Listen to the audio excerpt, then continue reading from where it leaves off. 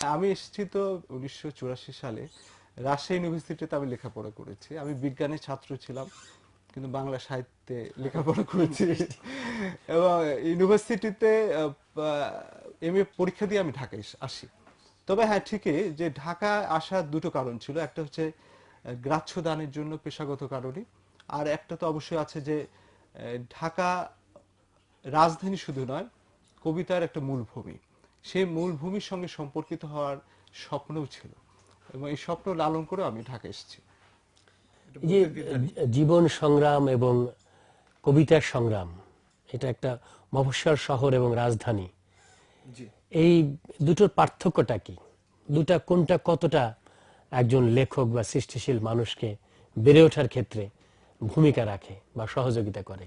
কবি যারা কবিতা লিখেন, এদের আসলে পেশাগত দিকে সম্পর্কিত হয়ে কবিতা লেখার জন্য অনেক ধরনের ত্যাগ স্বীকার করতে হয়।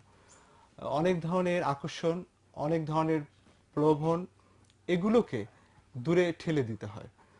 এবং কবিতা লেখার জন্য আমাকে অনেক ধরনের আকর্ষণের পিছনে আমি ছুটতে পারিনি। আমি চাকরিতে হয়তো আরো উন্নত করতে পারতাম আমার জীবনকে, বা অন্য চাকরি করতে পারতাম। অর্থনৈতিকভাবে হয়তো আরো স্বাবলম্বী বা আরো অর্থনৈতিকভাবে আরো বেশি সমৃদ্ধ হতে পারতাম। কিন্তু সচেতনভাবে আমি মনে করি যে কবিতা লেখার জন্যে অনেক প্রলোভন, অনেক আকর্ষণ স্থগিত রাখতে হয়। এক্ষেত্রে কি বলতে পারি যে আহ, কবি লেখকরা বৈষয়িক হন না, অধিকাংশ কবি লেখকরাই বৈষয়িক জীবনে সফল হন না, সেই কারণে কি এই প্রজন্ম কবিতার প্রতি আকর্ষণ হারাচ্ছে? হ্যাঁ, এটা একটি খুবই জটিল বিষয়। সেটা হচ্ছে এই কারণে যে আমাদের গ্রাহ্য দানের জন্য, আমাদের পেশাগত জীবনের জন্য এবং জীবন জীবিকার জন্য আজকে সমাজ যে রকম সুযোগ সুবিধা দিচ্ছে সেটা খুব পরিপূরক না, এবং আমাদেরকে অত্যন্ত সংগ্রাম করে জীবন বাঁচাতে হচ্ছে, জীবন নির্বাহ করতে হচ্ছে। এবং এই সংগ্রামটা কবিদের ক্ষেত্রেও প্রযোজ্য। নিরবিচ্ছিন্নভাবে কবিতা লেখার জন্য যারা আসেন, তারা জীবিকায় বিপর্যস্ত হয়ে কবিতা লেখা থেকে দূরে সটকে পড়েন এবং অনেকে আগ্রহ হারিয়ে ফেলেন। আমাদের আজকের অনুষ্ঠান তো কবি এবং কবিতা, জি। তো আমরা তো কবির সঙ্গে কথা বলছি, কিন্তু কবিতার কাছে তো যাচ্ছি না। জি।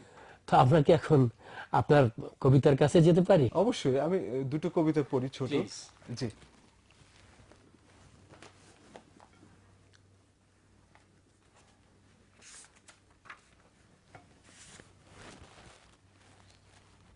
আমি দুটো ছোট কবিতা পড়ছি। প্রথম কবিতার শিরোনাম ধুলো। ধুলো এসে গায়ে লাগে, সেই ধুলো জমতে জমতে শুধু ফার্নিচারে রং বদলে যায় না, জং ধরে হৃদয়। ধুলো পরিষ্কারের ঝাড়ু দরকার, ধুলো পরিষ্কারের তেনা দরকার, ধুলো পরিষ্কার করো রমণীরা, ধুলো পরিষ্কার করো পুরুষেরা।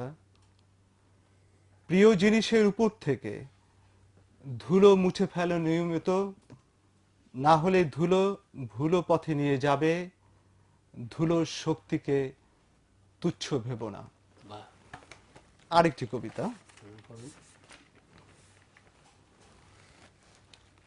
কবিতার শিরোনাম আমরা জোংরা খোটা।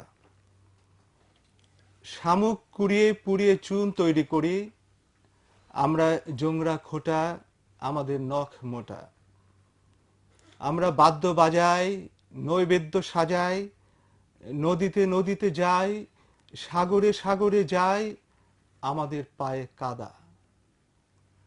দেউড়ি থেকে দেউটি জ্বালিয়ে ঘুরি, জুটি বেঁধে রুটি খাই, দৃষ্টি চলে যায় দূরে। হিম শীতল দিনেও জলে নামি, হৃদয় তাপ দিয়ে ঝাঁপ খুলি। সাপের ভীতিতে বিহবল হই না, মগ্ন হয়ে শামুক কুড়াই, আমরা জোংরা খোটা। বুক ভাঙা কষ্ট নিয়ে, বুক ভাঙা জলে নামি, পানি কাক কাদা খোঁচা বালিহাঁস দেখে। আলো আধারিতে থাকে, পান থেকে চুন খসে, কিন্তু চুন থেকে আমরা খসি না, আমরা জোংরা খোটা, আমরা জোংরা খোটা। ধন্যবাদ। দুটো কবিতা। আমি অপেক্ষা করছিলাম যে আপনার এই জংরা খোটা সম্বন্ধে কথা বলার জন্য। তা আপনি কবিতা বললেন। আহ, আপনার বইয়ের একটি আলোচনা লিখেছেন একজন, সেখানে উনি উল্লেখ করেছেন যে জংরা খোটা এই শব্দটা উনি অভিধানে খুঁজে পাননি। তো আমরা কি বলতে পারি যে এটা যদি ঠিক হয়ে থাকে যে বাংলা সাহিত্যে আপনি একটি নতুন শব্দ দিয়েছেন? না, আসলে এই শব্দটি আছে, এটা হচ্ছে সাগর এলাকায় যারা শামুক কুড়ায় তাদেরকে জোংরা খোটা বলে। শামুকটা হচ্ছে জোংরা এবং খোটা হচ্ছে যারা শামুক কুড়ায়। পিনু, কবিতার তো নানা প্রসঙ্গ থাকে। পৃথিবীতে এমন কোনো বিষয় নেই যে বিষয়ে কবিতা রচনা হতে পারে না। তার মধ্যে প্রেম একটি গুরুত্বপূর্ণ বিষয়। তো আপনাকে যদিও আপনার পাঠকরা, সমালোচকরা আপনাকে রাজনীতি মনস্ক কবি বলে থাকেন, কিন্তু আপনার কবিতায় প্রেম বিষয়টা কিন্তু বাদ পড়েনি। তো আপনার জীবন এবং কবিতায় প্রেমের বিষয়ে আমাদের কিছু শোনান। আসলে প্রেম তো একটা মানুষের জীবনের অত্যন্ত গভীর মূল একটি বিষয়, এবং আমি মনে করি যে প্রেম সবার জীবনে আসে এবং সবাই প্রেম অনুভূতিতে সম্পর্কিত হন। সেদিক থেকে তো আমি বিচ্ছিন্ন নই। এবং এখানে শুধু রাজনীতি বিষয় না, আমি প্রেম বিষয়ে অনেক কবিতা লিখেছি, প্রকৃতি বিষয় লিখেছি।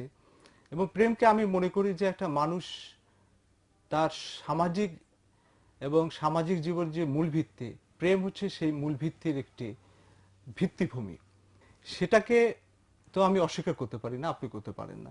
এবং আমি মনে করি যে আমার জীবনে প্রেম এসেছে। প্রেম খুব সংকীর্ণ অর্থে আমি বলবো না, একটা মেয়ে একটা ছেলে সঙ্গে সম্পর্ক হওয়া তাদের কিশোর বয়সে বা তরুণ বয়সে, এটাকে আমি প্রেম বলবো না। প্রেম অনেক বিস্তৃত বিষয়, এবং প্রেম একটা হচ্ছে স্পিরিট, এবং প্রেম একটা মানুষের প্রেষণার ক্ষেত্রে একটা বিশেষ ভিত্তি হিসাবে কাজ করে।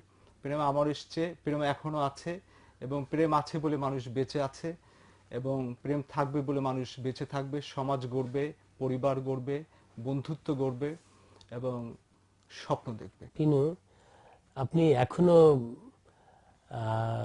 যেরকম সুদর্শন রয়েছেন, কৈশোরে যৌবনে নিশ্চয়ই আরো অন্যরকম ছিলেন। নিশ্চয়ই অনেক তরুণী আপনার প্রেমে পড়েছে, কিন্তু আপনি কতজনের প্রেমে পড়েছে বলবেন কি? তরুণ বয়সে স্বাভাবিকভাবে নারীর প্রতি পুরুষরা যেমন আকর্ষণ বোধ করে, বা কিশোর বয়সে কিশোর যেমন কিশোরীর প্রতি আকর্ষণ বোধ করে, এটা আমার মধ্যে হয়েছে। হয়তো অনেক কিশোরী আমার প্রতিও আগ্রহ উদ্দীপক হয়েছে, তরুণ বয়সে হয়তো হয়েছে, এবং এ ধরনের বিষয়টি এসছে এবং এটা আমি অনুভবও করেছি, এটা অস্বীকার করা যায় না। এবং সেই দিক থেকে আমার মনে হয় যে এটা স্বাভাবিক বিষয়, তবে এটা কোনো সংকীর্ণ অর্থে ফেলা ঠিক না। তবে আপনার সেই প্রেম আপনার কবিতার যদি অনুপ্রেরণা হয়ে থাকে, আপনার কবিতার শক্তি হয়ে থাকে, আমরা সে প্রেমকে স্বাগত জানাই। সুপ্রিয় দর্শক শ্রোতা, আমাদের হাতের সময় ফুরিয়ে এসেছে। আমরা আজকে আমাদের কবি ও কবিতা অনুষ্ঠান এখানে শেষ করছি। আমাদের পক্ষ থেকে আপনাদের অনেক অনেক ধন্যবাদ, শুভেচ্ছা আর আরক্তিম ভালোবাসা। বেড়ে ওঠে কিভাবে স্বপ্নে